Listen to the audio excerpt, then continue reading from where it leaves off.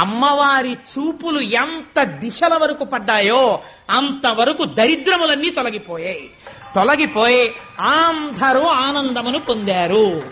లక్ష్మీదేవి జన్మించింది ఆనాడు పాలసముద్రం దగ్గర ఉత్సవం జరిగినట్టు జరుగుతోంది.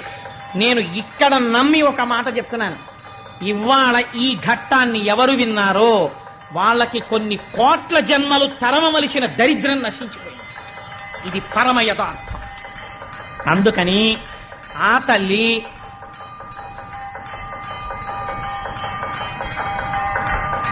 ఒక్కసారి మీ అందరూ కూడా మానసికంగా అదిగో అక్కడ ఆ నీరాజనాన్ని తీసుకోండి, ఒక్కసారి అది కళ్ళకద్దుకుని నమస్కారం చేసుకోండి. స్వామి త్రిమూర్త్యాత్మకమై దత్తాత్రేయుడై ఉన్నాడు. చక్కటి జేగంటలు మోగే ఈ దేవాలయంలోను అటువంటి పరమ పవిత్రమైనటువంటి లక్ష్మీదేవి యొక్క ఆవిర్భావము జరిగింది. ఇంకా దేవేంద్ర